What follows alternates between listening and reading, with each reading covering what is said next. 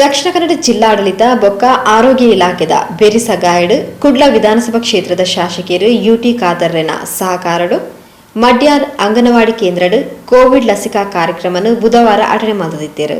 ಕುಡ್ಲ ವಿಧಾನಸಭಾ ಕ್ಷೇತ್ರ ವ್ಯಾಪ್ತಿದ ಇಂಟಕ್ ಅಧ್ಯಕ್ಷರು ಶ್ರೀ ಹರೀಶ್ ರಾವ್ರೆನ ಮುತಾಲಿಕೆಡು ಈ ಲಸಿಕಾ ಶಿಬಿರ ನಡಪಾಯರು.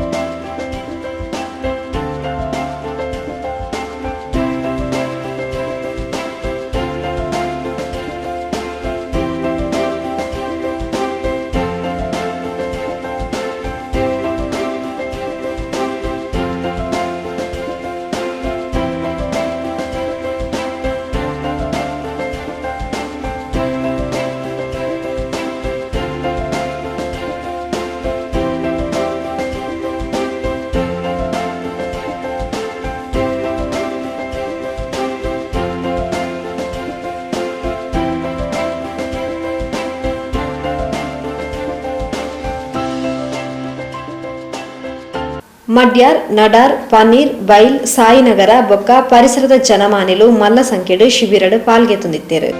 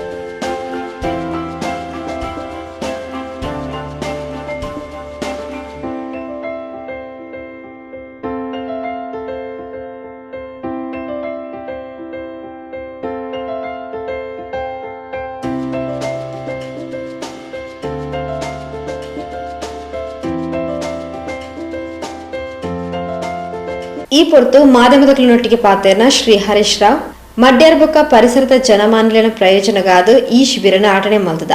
ಈ ನಿಟ್ಟಿಡು ಕ್ಷೇತ್ರದ ಶಾಸಕಿಯರನ್ನ ಬೆರಿಸ ಗಾಯ ಮಲ್ಲ ಉಪಂಡ ತೆರಿಪಾಯರು. ಇವತ್ತು ಮಂಗಳೂರು ವಿಧಾನಸಭಾ ಕ್ಷೇತ್ರದ ಕೋಟಿಕಾರು ಪಟ್ಟಣದ ಪಂಚಾಯತ್ ವ್ಯಾಪ್ತಿಯಲ್ಲಿರುವಂತಹ ಮಡ್ಯಾರು, ನಡಾರು, ಪನೀರು ಹಾಗೆ ಸಮೀಪದ ಒಂದು